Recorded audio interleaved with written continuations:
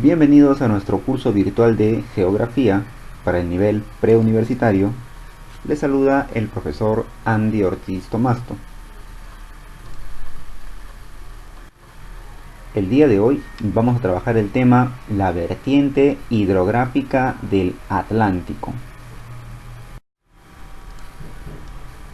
Vamos a comenzar localizándolo y a su vez repasando lo que hemos visto en la sesión anterior.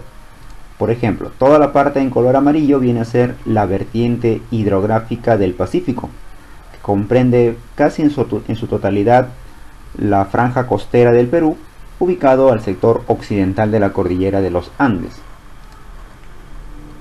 Toda la parte en color verde forma parte de la vertiente del Amazonas o la vertiente del Atlántico, y es el objeto de estudio el día de hoy, que está formado por todos los ríos cuyas aguas desembocan primero en el río Amazonas y luego desembocan en el océano Atlántico, en las costas orientales de Brasil.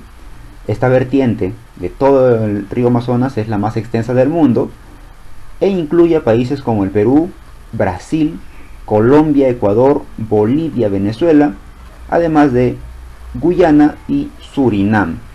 Es tan importante en el aspecto hidrográfico porque concentra el 20% de agua dulce de la Tierra, sin considerar los polos, porque ya sabemos que los polos tienen agua dulce pero congelada, ¿no? Y a su vez irrigan y fertilizan el 56% de los bosques tropicales de todo el planeta. Es por eso la importancia de esta vertiente. Y ya por último, la vertiente, o también llamada olla hidrográfica del Titicaca, que se encuentra en color rojo. Acá podemos ver la dirección y el sentido que tienen los ríos en cada una de sus vertientes. ¿Cuáles son las características de los principales ríos que conforman esta vertiente? Bueno, generalmente su origen es glacial, es decir, de las zonas elevadas de las montañas, ¿no? También se le puede decir nibio, incluso pluvial, porque las lluvias alimentan estos ríos. Van a nacer en los nudos de Pasco y Vilcanota. Para eso tenemos que recordar el relieve andino. Cuando hicimos relieve andino, trabajamos la cordillera de los Andes y ahí determinamos sus sectores, sus cadenas montañosas y sus nudos geográficos. En la parte central, en la sierra central del Perú, aquí se ubica el nudo geográfico llamado nudo de Pasco, y en la parte sur vamos a encontrar el nudo de Vilcanota en el departamento de Cusco. El nudo de Pasco divide el sector norte del sector centro y el nudo de Vilcanota divide el sector centro del sector sur. Su curso es largo, es extenso. Solamente para hacer una comparación, mira, en color amarillo tenemos todos los ríos de la vertiente del Pacífico. Nacen estos ríos, tienen su origen en la cadena occidental de la cordillera de los Andes y desembocan en el océano Pacífico con un corto recorrido. Pero, por ejemplo, acá ven, este es un gran río en la zona amazónica y tiene una gran extensión. El río Ucayali es el río más extenso del Perú, que tiene una longitud aproximada de 1771 kilómetros.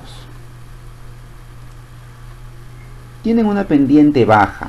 Si bien es cierto, cuando nacen estos ríos, en la naciente de los ríos, su pendiente es relativamente alta, a medida que van avanzando, a medida que el curso se va introduciendo cada vez más en la selva peruana, se topa con la selva baja, y la selva baja es prácticamente llana, por eso se le llama llanura amazónica también. Es como si en una mesa derramaras un poco de agua y el agua va a tomar diferentes caminos y no se va a ir de manera rápida. Por eso es que su baja pendiente permite pues el desplazamiento sinuoso de estas aguas, formándose los famosos meandros. Lo que tú ves acá no es un barquito, es una gran embarcación. Son caminos largos, tú ves todo lo llano, todo lo plano que se ve hacia el fondo. Esa es la llanura amazónica, esa es la zona de selva baja. Se van formando estos ríos. Tiene un caudal abundante, como te decía. Esto no es un barquito, es una gran embarcación. transporta gran cantidad de material y a su vez personas.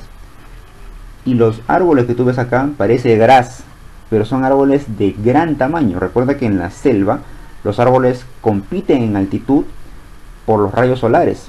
Aquel árbol que no crezca mucho, que se quede solamente de baja altitud, va a morir, no va a florecer porque no va a recibir los rayos solares, ya que los otros árboles lo van a tapar.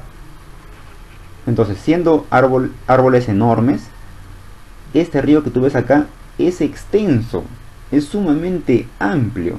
Por eso es que tiene abundante caudal, es decir, transporta gran cantidad de agua. Para ir de un lugar a otro es sumamente extenso.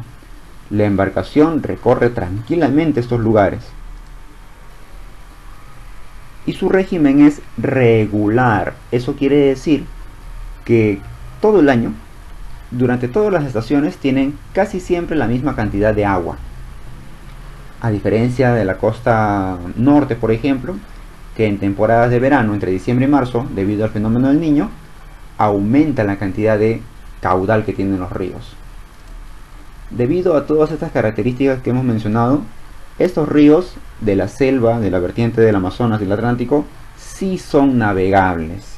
Muchos de ellos permiten el comercio y algunos el turismo y otros permiten la comunicación. Entonces son muy útiles estos ríos por esos tres factores. ¿Cuáles son los principales ríos que vamos a encontrar aquí? Bueno, tenemos el río Amazonas, que es el río más largo y más caudaloso de todo el mundo. A su vez es el más ancho y el más profundo, que nace en Arequipa. No se había considerado su nacimiento en Arequipa, pero ya desde que se ha hecho la evaluación ha superado en extensión al río Nilo. Específicamente nace en la cordillera de Chila, en la provincia de Cayoma. Tiene una extensión aproximada de 7020 kilómetros, casi 7 veces más que el río Ucayali.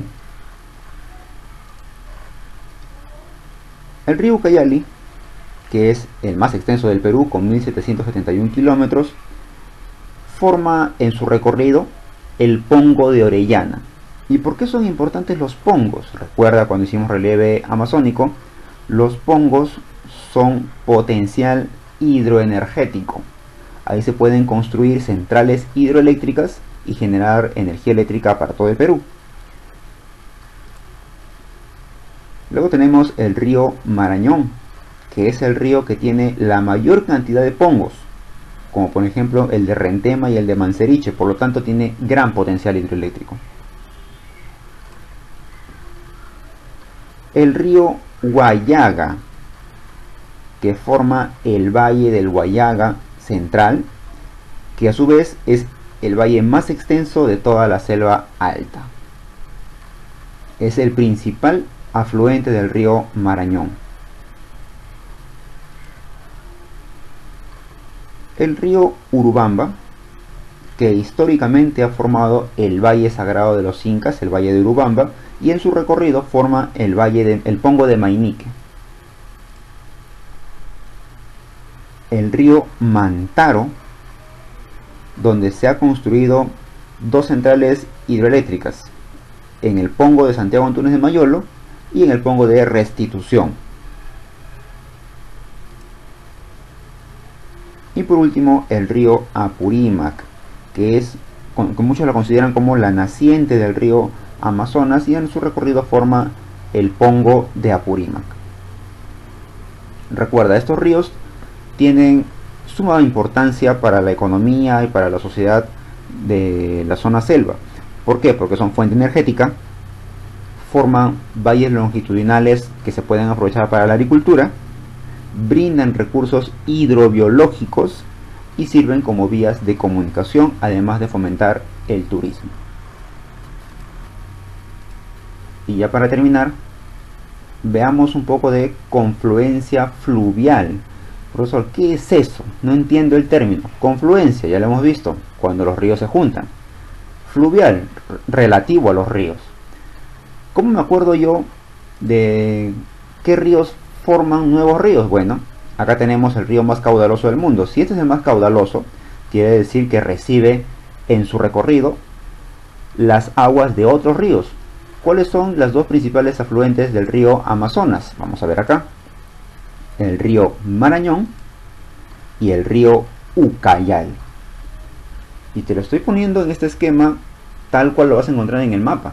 Hacia el lado izquierdo el río Marañón, que a su vez es el que pasa por más departamentos, y al lado derecho el río Ucayali. Bien, ahora el río Ucayali también tiene dos principales afluentes, que son el río Tambo y el río Urubamba. Tambo lo vas a encontrar a la izquierda y el río Urubamba lo vas a encontrar a la derecha, tal cual el mapa te lo estoy colocando. El río Tambo a su vez está formado de dos ríos importantes, el río Perené y el río N. Y este último, el río N, está formado por la confluencia de dos grandes ríos, el río Mantaro, que es el río que tiene mayor contaminación en esta región debido al relieve minero, y al lado oriental el río Apurímac. Profesor, ¿y cómo me acuerdo de todo esto? Tú ya sabes que la historia y la geografía sin mnemotecnia sería sumamente complicado. Acá te voy a dejar una mnemotecnia, que es el Amutupema. Amazonas, formado por la afluencia del río Marañón y el río Ucayali. Ucayali, formado por la confluencia del Tambo y el Urubamba. El Tambo, formado por el Perené y el N.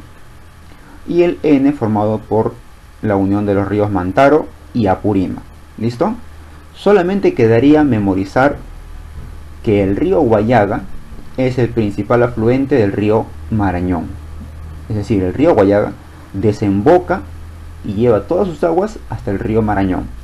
Entonces ya comprendes por qué el río Amazonas es el más caudaloso del mundo, porque recibe las aguas de todos estos ríos y otros. Y no solamente en el Perú, mientras va recorriendo el Brasil también recibe las aguas de otros ríos. Bien. Primera pregunta de la autoevaluación nos dice: la vertiente hidrográfica del Atlántico es de tipo, si las aguas desembocan primero en el río Amazonas y finalmente llegan a desembocar en el océano Atlántico, estamos hablando de una vertiente de tipo exorreica. Recuerda, arreica cuando no desemboca por filtración o por evaporación, y endorreica cuando no desemboca en el océano sino en otro lago. La pregunta número 2 nos dice: es el río más largo del Perú, con una extensión aproximada de 1771 kilómetros. No podemos olvidarnos, el Amazonas es el más largo del mundo, no del Perú, estamos hablando del río Ucayali. Mientras que el Marañón es el más interdepartamental, pasa por más departamentos, y ambos, tanto el Marañón como el Ucayali, al confluir forman el río Amazonas. No te olvides que tienes una tarea pendiente, desarróllalo, practica y estudia mucho, y nos encontramos la próxima clase. Hasta luego.